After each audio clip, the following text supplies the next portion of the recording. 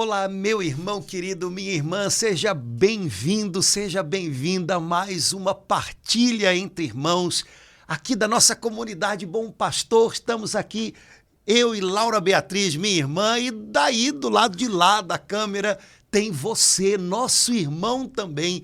E a gente está com o coração batendo forte de alegria, porque estamos na semana, na 8ª da Páscoa, da ressurreição do nosso Salvador. Oh, Laura glória. Beatriz, minha irmã, Jesus Cristo ressuscitou, aleluia! Verdadeiramente ele vive, aleluia, Padre Antônio José. Feliz Páscoa, Padre Antônio. Pois é, o feliz túmulo está Páscoa. vazio, oh glória!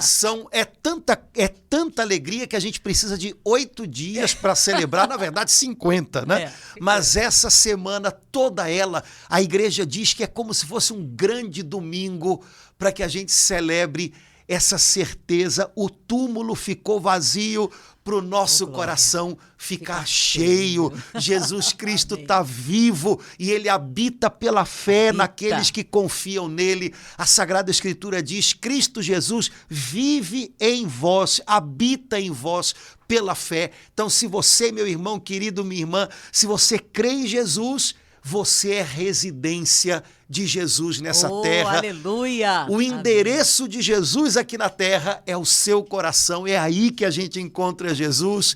E vamos nós, com ele a gente vai. Vamos em frente. Amei esse endereço, Padre Antônio. Esse endereço é certo, é certo.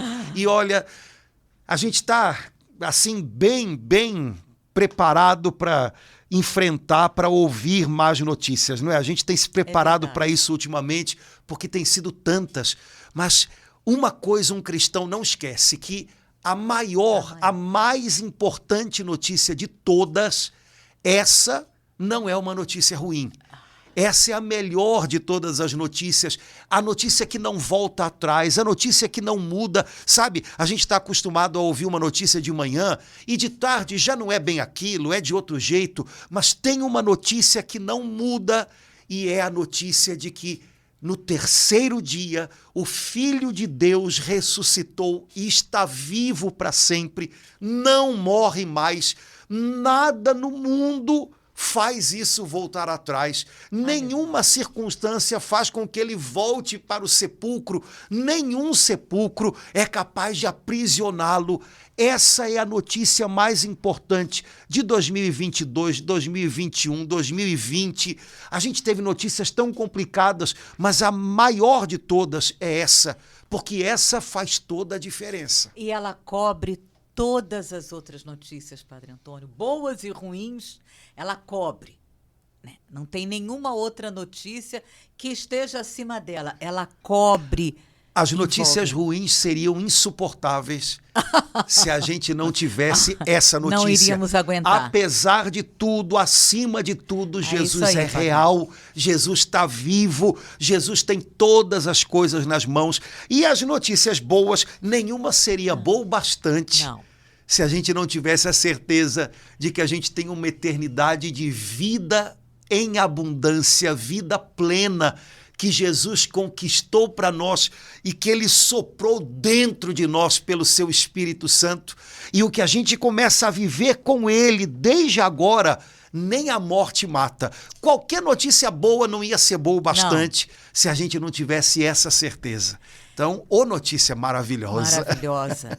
E essa força da ressurreição nos inunda também, né, Padre Antônio? E nos fortalece em cima de tudo aquilo que é fraqueza em nós. É um mistério que eu não sei nem se eu consigo explicar com palavra, mas eu só consigo dizer isso.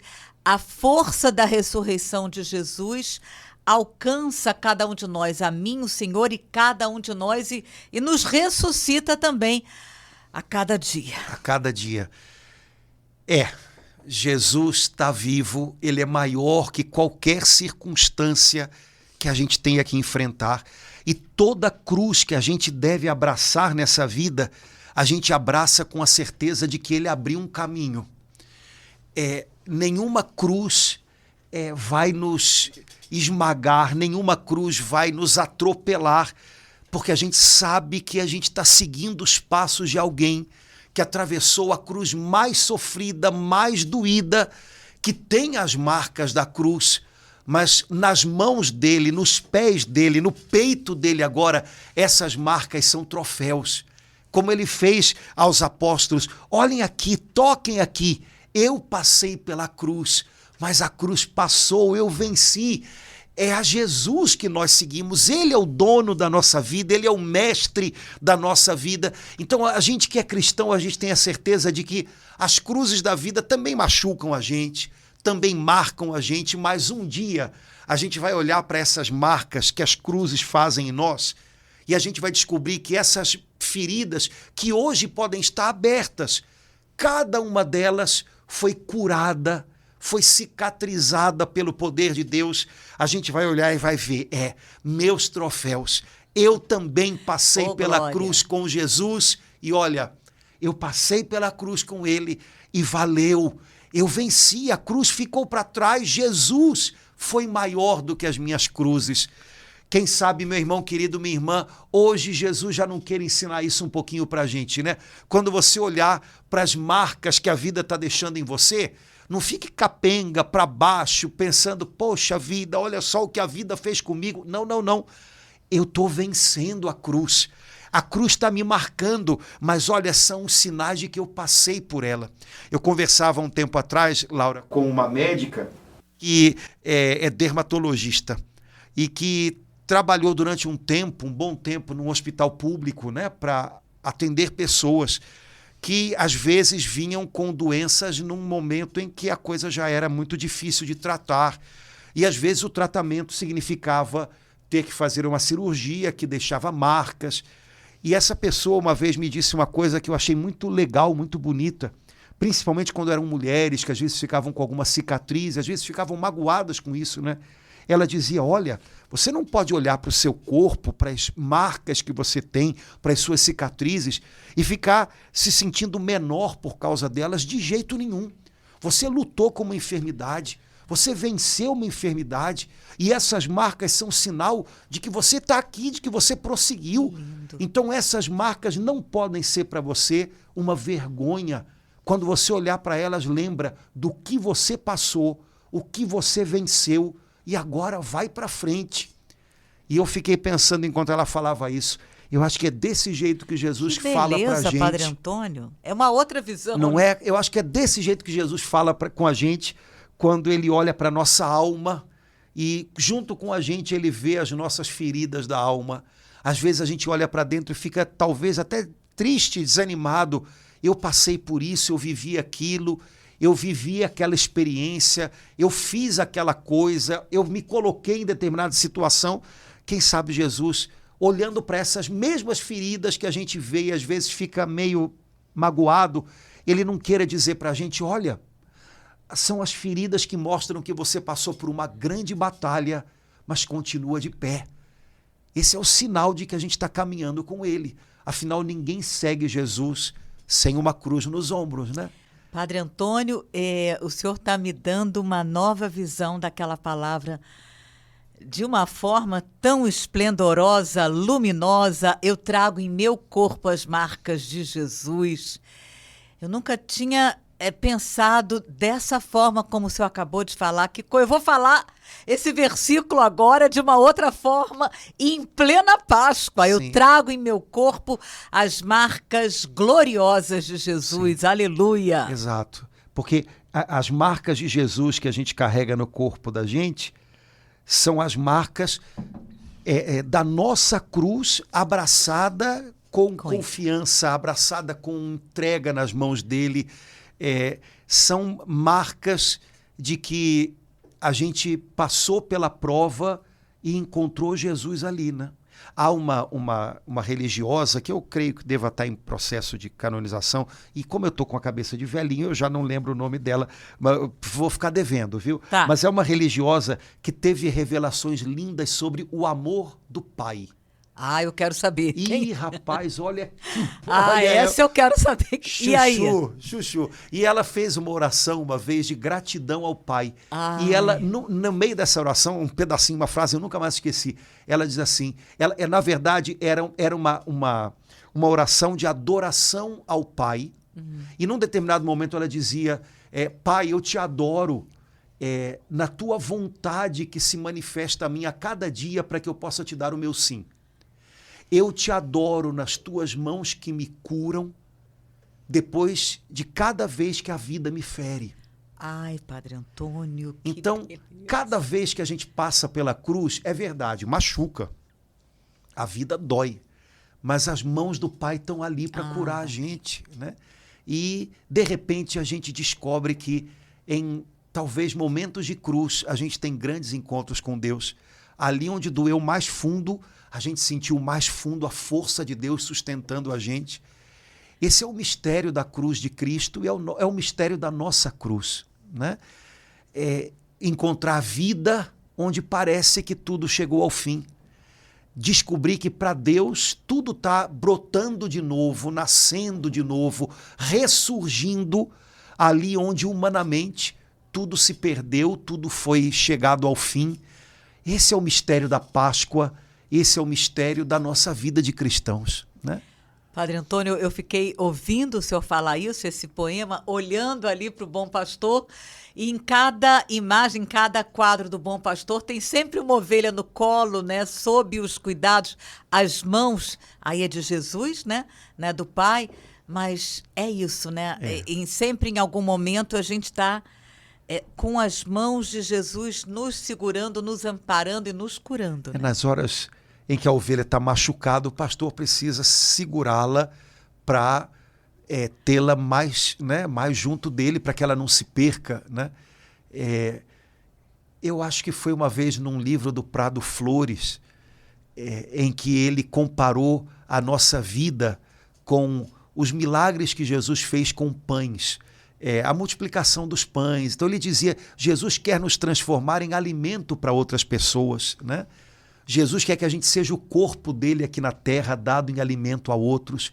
Então eu lembro que num livro, que eu não lembro mais qual foi, ele pegava essas passagens em que Jesus pega os pães e parte para multiplicá-los ou para, no caso da Eucaristia, dar aos apóstolos, né? E ele dizia, olha, como Jesus transformou aquele pão em alimento para muitos, como Jesus transformou aquele pão em presença dele para nós, ele quer fazer isso com você.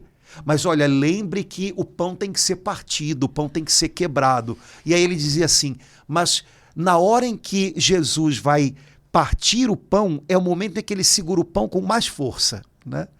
Então, olhe, pode ser que Jesus esteja partindo você agora para que você possa ser alimento para alguém. Mas lembre, nas mãos de Jesus sempre. E quando ele precisa partir você, ele vai segurar você mais forte. Então confia nas mãos daquele que está te partindo, daquele que vai te transformar em alimento para outros, porque ele está te segurando firme nas mãos dele, né? Então, quem sabe é um pouquinho isso, talvez que a gente esteja vivendo hoje, né? Quem sabe algum irmão, alguma irmã está vivendo isso hoje.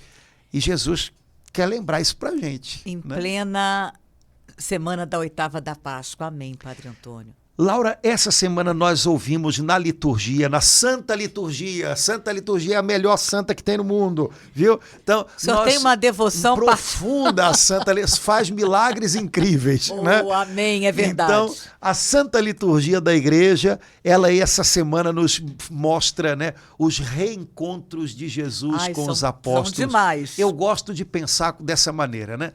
São reencontros. Legal. Porque depois de toda aquela dor, depois de fracassos, depois de frustrações, Jesus volta.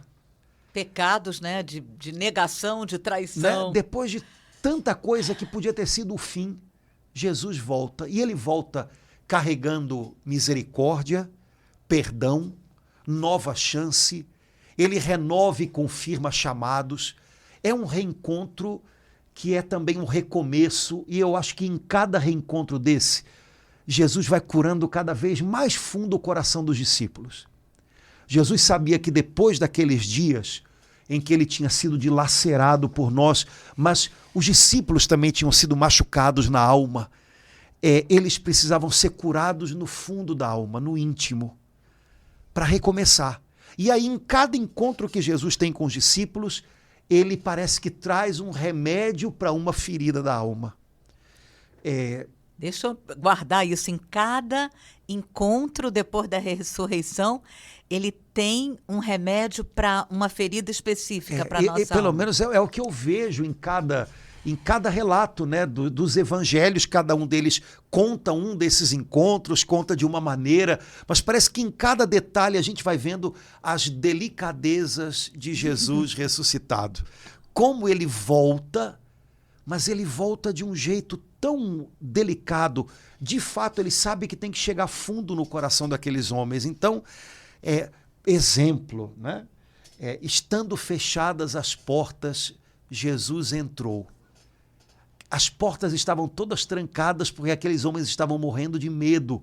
E, de repente, Jesus entra. A gente viveu tanto isso durante a pandemia, né? As portas estavam trancadas por medo. Nossa, é isso aí, Padre E Antônio. toda vez que eu vejo essa passagem, eu lembro Jesus. Você sabe que, às vezes, eu me sinto oprimido, trancado em coisas das quais eu não sei sair. Mas você pode entrar. Então, vem cá. Fica comigo. Me ajuda a abrir essas portas e janelas, porque você tem as chaves. Então é como se Jesus dissesse para aqueles homens: olha, vocês ainda não têm coragem para sair, vocês ainda não têm forças para sair, mas eu entro, eu estou nessa com vocês. No livro de Atos dos Apóstolos, o Senhor faz isso de outras maneiras através do seu anjo, né? O anjo vai até a prisão com Pedro. O Senhor vai até a prisão com Paulo e Silas, quando no meio da noite eles começam a louvar. Eles não podiam sair, mas o Senhor podia entrar. É como se Jesus quisesse dizer para a gente: olha, eu sei que há situações nas quais até talvez você tenha se colocado e que você depois não sabe sair. Você não tem as chaves, mas eu tenho. Eu vou aí dentro para ensinar para você o caminho. Mesmo que você esteja com os pés amarrados lá na última prisão. Eu vou aí porque eu tenho as chaves, eu posso ensinar um caminho de volta para você. Né?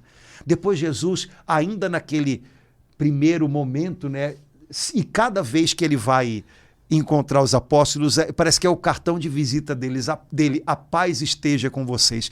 Ele traz a paz de volta. Aqueles homens estavam aflitos, com medo, talvez acusando um ao outro, né? Por que você não ficou? Pedro, como é que você disse que não conhecia ele? E Judas, o que aconteceu com ele? Não, de repente Jesus volta e traz a paz de volta. A paz esteja com vocês. Jesus diz para Madalena, e os anjos dizem para as mulheres e para os apóstolos: não tenham medo. Ele manda o medo embora. Olha, é tanta coisa linda. Jesus volta para Pedro, para dar a chance para Pedro de cobrir cada negação com uma palavra de amor. E um amor meio estabanado, meio, né, do jeito de Pedro, mas ele dá a chance de Pedro dizer 3 vezes: eu te amo, Senhor, eu te amo, o Senhor sabe tudo, o Senhor sabe que eu o amo.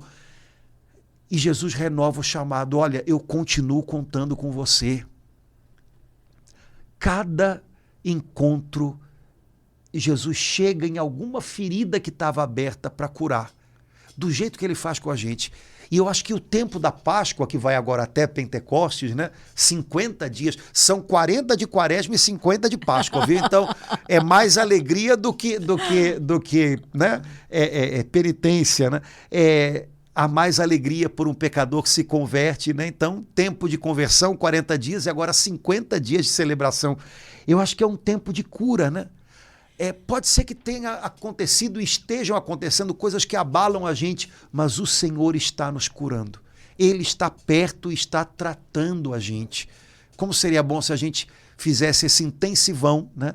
Vou aproveitar esses 50 dias de Páscoa para receber visitas do Senhor, para ter o meu reencontro com Ele, com a certeza de que Ele sabe ir exatamente onde eu estou machucado para me curar. Então, por isso, Padre Antônio, para Madalena, ele falou apenas, pelo menos no início, Maria, né? Para restaurar a ferida da dignidade humana dela, que estava tão machucada, naquele momento que ele fala Maria, e que na segunda vez ela reconhece. Acredito que, diante disso que o senhor falou, ele estava restaurando a dignidade de mulher dela. Né? Sim, Ela era conhecida como a Madalena, né? Jesus não chama ninguém com apelido, né? Jesus chama a gente pelo nome. E um nome que, com certeza, engraçado, né? Ela reconheceu Jesus pelo modo como ele a chamou. Como ele chamou a ela, né? Porque o jeito de Jesus falar com ela devia ser tão diferente de todos os outros, que só tinha como ela reconhecer a ele desse jeito. O semblante não era mais importante, mas o chamado, a maneira de falar, o respeito que Jesus tinha por ela era diferente de todos os outros. E foi aí que ela o reconheceu, né? É o mesmo nome da mãe dele, né?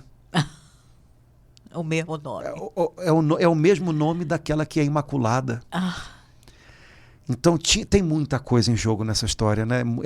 É muita delicadeza do amor de Deus. O amor de Deus é muito delicado, né? O amor de Deus, ele se mostra em coisas muito suaves, ele chega muito fundo, ele não precisa dizer muito, mas ele diz o que é necessário, sabe, para nos dar discernimento, né? Para não nos confundir, para não nos enganar, como a voz de Jesus ressuscitado a Maria, né?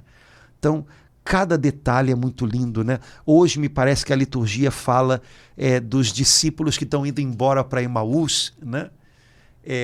O Dom Anselmo Grum, que é um beneditino que é conhecido, né? Que é psicoterapeuta, enfim, tem muita coisa traduzida dele.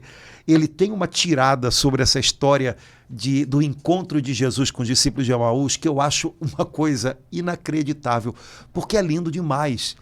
Ele diz que Jesus encontra esses homens de um jeito e entra na conversa deles, e Jesus muda o rumo da conversa e faz eles começarem a entender tudo diferente com uma pergunta: será que não era preciso?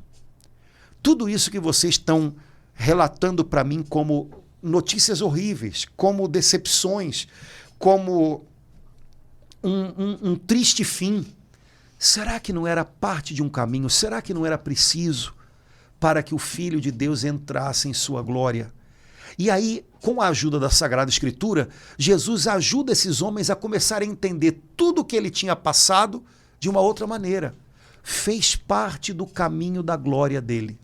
E aí o Anselmo Grum diz: olha, será que de vez em quando Jesus não gostaria de ter umas conversas com a gente e nos fazer lembrar de algumas coisas que a gente viveu, mas de outra maneira?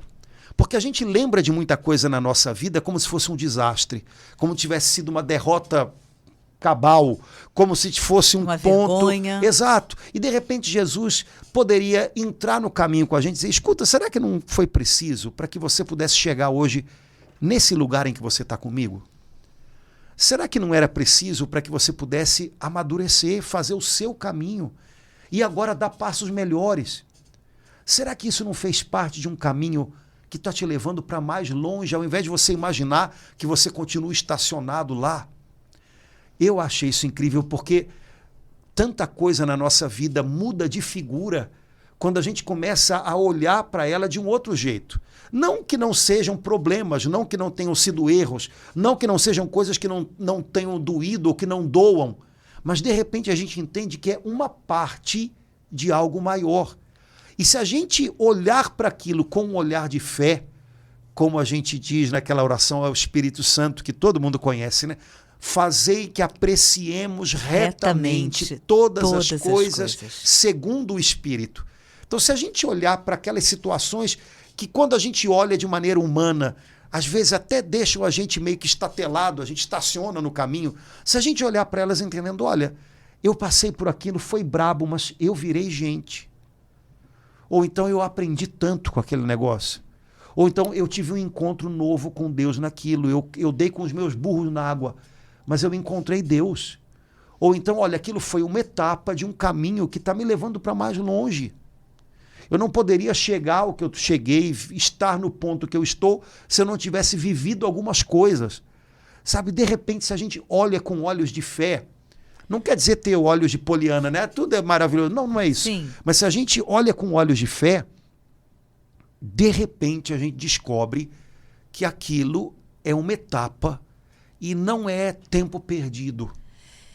O senhor falou aí de olhos, é o que mais me toca nessa passagem, Primeiro me toca muito, há uma tradução, não me lembro qual, que diz que eles estavam, é tão forte esse adjetivo, Padre Antônio José, eles estavam acabrunhados. Eu não me lembro qual tradução que diz isso. Né? Acabrunhados. E o texto bíblico de Lucas diz que eles estavam com os olhos como que fechados. Então isso sempre me toca, me faz pensar o risco que eles eram discípulos, né? Eles não estavam começando a caminhada. Sim, acabou tudo, eles viram a morte, ou se não viram, souberam, tanto que souberam que estavam voltando, indo de volta, saindo fora, né, de Jerusalém, indo para Emaús. Então, o que me toca é isso, assim, discípulos de Jesus, nós, discípulos de Jesus, acabrunhados, podemos fechar os nossos olhos e não reconhecer, né, Jesus ressuscitado no meio de nós, a não ser depois de um tempo ouvi-lo novamente com a palavra de Deus, para que aí os nossos olhos possam se abrir. Isso sempre me dá assim, me faz pensar, meu Deus, não me deixa ficar com os olhos fechados, sem reconhecer, precisando de um tempo para abrir de novo, como aconteceu com eles, né, Padre? E talvez seja um dos grandes riscos que a gente corre, né? Que, de repente, a nossa fé fique embaçada pelas circunstâncias, pelas lembranças. Eu não sei, né? Mas eu às vezes viajo um pouquinho com as coisas da Bíblia, mas vamos lá, né? Os discípulos, tirando João, não estavam no Calvário. Mas eles podiam estar a uma distância razoável e ver, né, Jesus lá em cima. Né? Também penso então, nisso. A última imagem que eles tinham de Jesus era de um homem morto, pendurado numa árvore, numa cruz. Né? Isso pode ter ficado tão entranhado neles. Sabe quando a gente diz hoje que a gente passou por um trauma, né? E existem traumas que se tornam bloqueios para a gente, né? Vendam os nossos olhos. Né? Que para eles era impossível agora imaginar que aquela pessoa ao lado deles era o mesmo que eles tinham visto no Calvário. Né? As circunstâncias, as lembranças, os traumas, eles podem vendar os nossos olhos para a presença de Jesus. Jesus está, mas a gente não percebe. Jesus está, mas a gente não recorre a Ele. Jesus está, mas a gente se sente sozinho, porque de repente parece que a gente não o vê mais. E há situações na vida em que, de fato, parece que a gente tem muita clareza da presença de Jesus, e há outras em que a gente, às vezes até por permissão de Deus, a gente não o nota com tanta clareza, mas aí tem que entrar em cena a nossa fé. Né? Eu não vejo, mas eu sei que ele está aqui. Né? Como diz o quadrinho da Madre Basileia, né? Eu não entendo, mas eu confio nele. Então, eu não estou vendo como ele está agindo agora, mas eu sei que ele está comigo agora, eu sei que ele está agindo. Né? Isso é tirar a venda dos olhos. Né? Foi o que Jesus fez com aqueles homens, é o que às vezes eu creio que ele precisa fazer com a gente. Né? O que hoje pode estar vendando os meus olhos e me impedindo de reconhecer que Jesus continua ao meu lado? Ou então que naquela situação difícil ele estava lá comigo, porque se ele não estivesse, talvez eu tivesse entregado os pontos lá. Eu estou aqui agora, eu superei, eu fui adiante, porque certamente ele estava comigo. Será que não é preciso que eu tire as vendas e repare isso e note isso? Né? Talvez aquela situação que eu vivi, que me machucou lá, ela poderia ter sido um motivo para eu me entregar à depressão, entregar à tristeza, mas eu estou aqui. Então é sinal de que, mesmo não o vendo, ele estava trabalhando em mim, ele estava me sustentando. Quem sabe hoje Jesus não tem algumas vendas para tirar também dos olhos da gente, para que a gente o reconheça. Né? É interessante porque toda a história aqui, a não ser o desfecho, né? Quando Jesus parte o pão e eles reconhecem Jesus no partir do pão, mas toda a história se dá num caminho. E eu acho isso muito lindo. Né? Lá no finalzinho, versículo 35, quando se diz que eles voltaram a Jerusalém, né, voltaram para junto dos outros discípulos, no versículo 35 diz assim: e contaram o que lhes havia acontecido no caminho. Eu acho isso lindo. No caminho, eles encontraram Jesus. Aliás, é a mesma coisa que a igreja reza na sequência do dia da Páscoa. Não sei se você vai lembrar, mas no domingo de Páscoa, antes da proclamação do Evangelho, há uma sequência. No domingo de Pentecostes também, Corpus Christi também. A sequência, que tem esse nome por um motivo que não é o caso aqui agora, mas a sequência de Páscoa ela é mais curtinha, e ela tem umas... É como se fosse um diálogo da igreja com Maria Madalena. Né? Maria, no teu caminho, o que havia? E ela responde, vi Cristo ressuscitado, o túmulo abandonado. É linda essa pergunta, a igreja perguntando a Maria Madalena, no teu caminho, o que você encontrou? Eu encontrei Jesus ressuscitado. Esses homens disseram a mesma coisa. E como seria lindo se a gente pudesse também dizer a mesma coisa, né? Laura Beatriz, no teu caminho, o que havia? Vi Cristo ressuscitado, o túmulo abandonado. Ou seja, sabe, às vezes a gente tem tanta preocupação com o fim do caminho, com o ponto final, que a gente parece que esquece que no caminho, enquanto a gente está caminhando, a gente pode encontrar Jesus, ele pode ensinar coisas para a gente, ele pode tirar as vendas dos nossos olhos, ele pode nos fazer ver as etapas do nosso caminho de um jeito melhor. Sei lá, então, no caminho, principalmente para pessoas ansiosas, fazer um caminho é muito complicado, porque o ansioso quer tudo pronto. Então, quem quer tudo pronto, às vezes fica só imaginando como tinha que ser lá na frente e não nota no caminho. O Senhor está com a gente, está ensinando e está mostrando os passos. Então, quem sabe como os discípulos de Emaús, como Maria Madalena, a gente precisava aprender a ouvir Jesus no caminho. Quem sabe a gente precisava aprender a entender as coisas do jeito de Jesus no caminho. Porque, olha, o que ele fez foi isso, hein? Do jeito que Jesus entendeu a sua morte, a sua dor, ele ensinou, ele explicou para os discípulos. Né?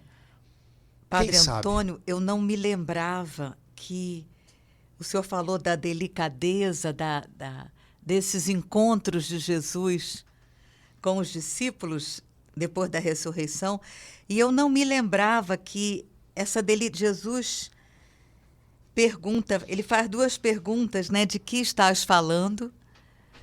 E a segunda pergunta é, por que estás tristes? Eu senti tanta ternura, tanta compaixão, tanto amor.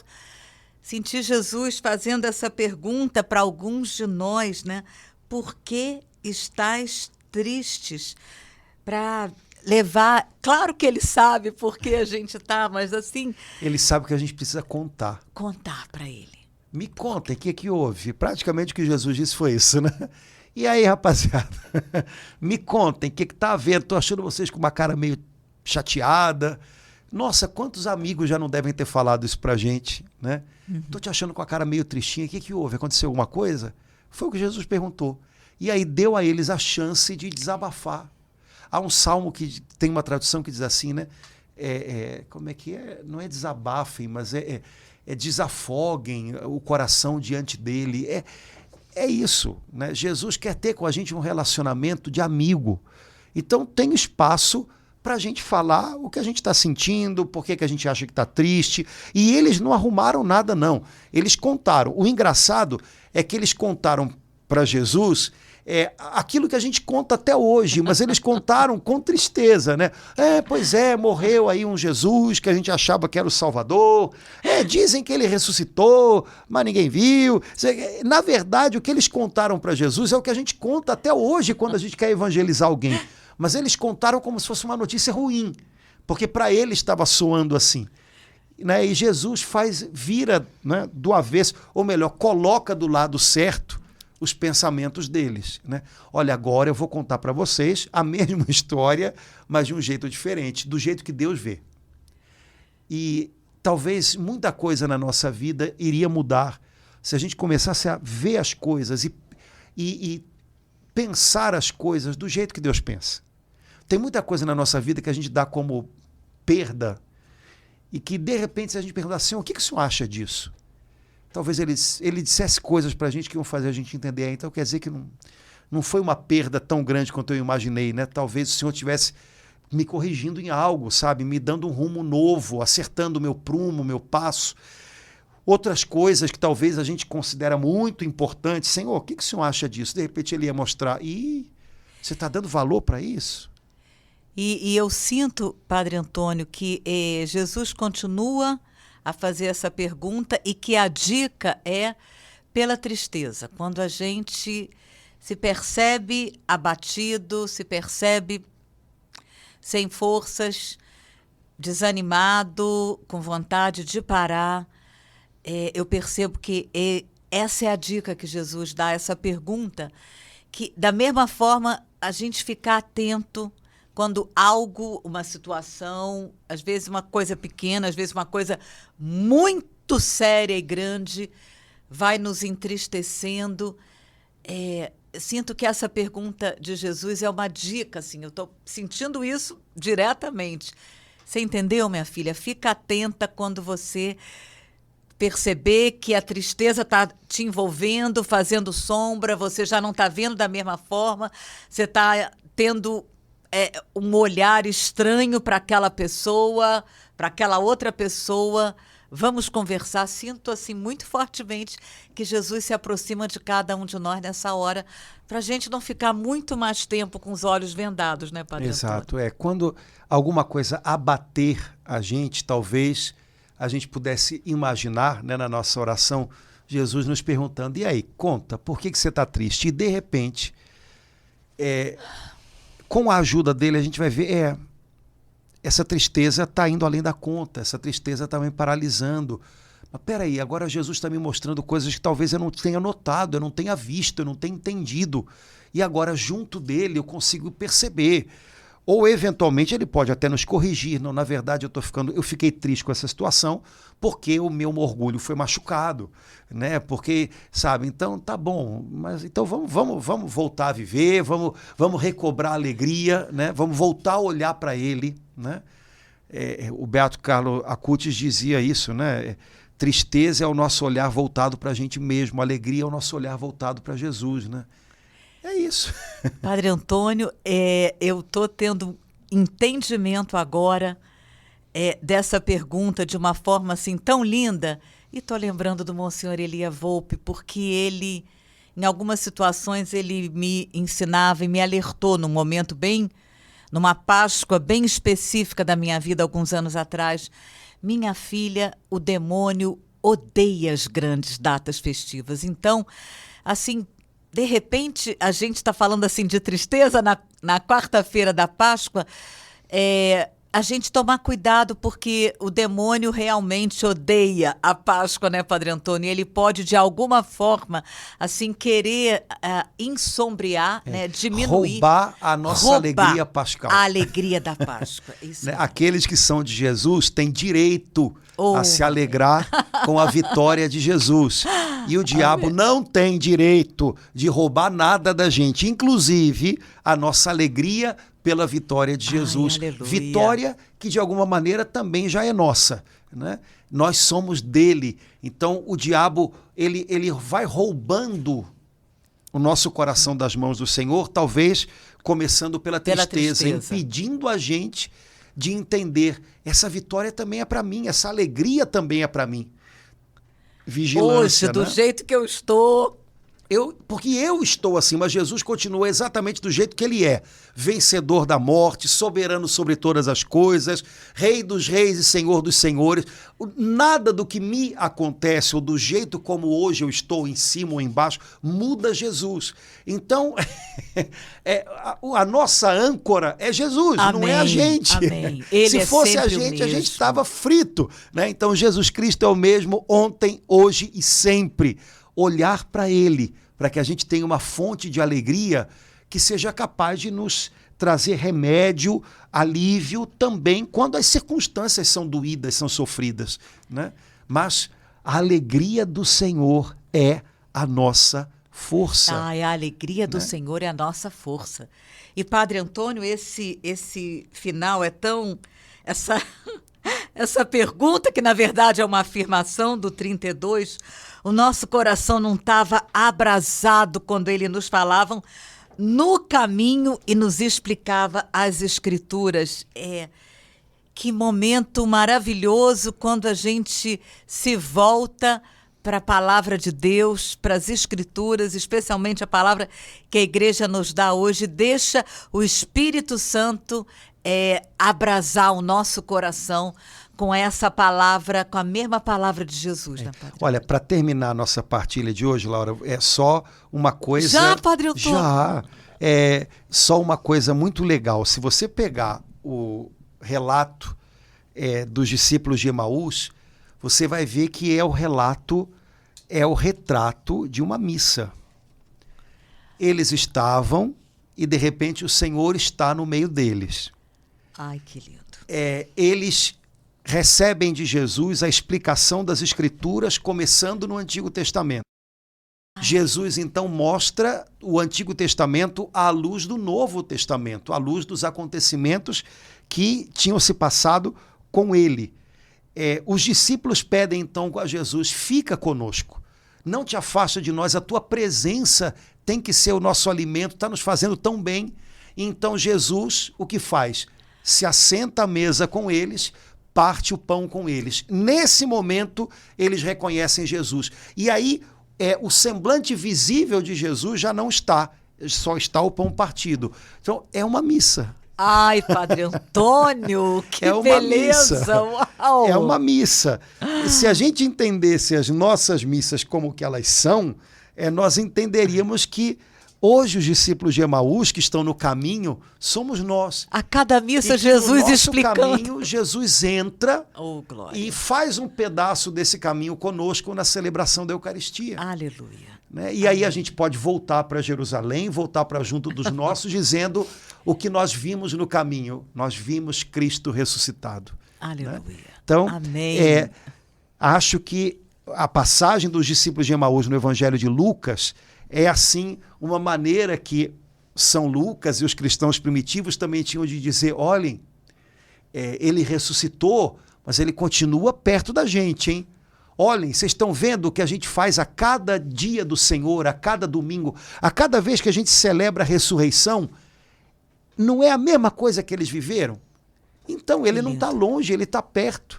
Né? O que eles experimentaram, a gente também pode experimentar. Então, é um convite à celebração da Santa Missa. Agora, depois da pandemia, quantas vezes, né, as comunidades, os padres, gente, volta para a missa. Meu irmão querido, volta para o caminho. Né? Você tem um caminho longo pela frente e, olha, fazer esse caminho com Jesus, eu garanto que é mais seguro. Se a gente cair, ele nos levanta. É o caminho certo, é o caminho certo. Quando a gente está triste, ele nos consola, nos alegra. Então, esse caminho não é uma rua sem saída, é um caminho perfeito. Graças a Deus. Que seja o nosso caminho e que em cada Eucaristia, em cada missa, a gente possa viver na pele o que esses dois discípulos viveram encontrando Jesus ressuscitado. Aleluia, aleluia, aleluia. Né? Assim no final de cada missa. Aleluia, aleluia. Beleza. Laura, temos que terminar, senão o pessoal vai embora e a gente fica sozinho aqui conversando até sei lá quando. Então, vamos nós. Semana que vem, com a graça de Deus, a gente se encontra de novo. Tá bom? Se Deus quiser. Beleza. Feliz Páscoa! Feliz Páscoa. Deus abençoe. Até logo, gente.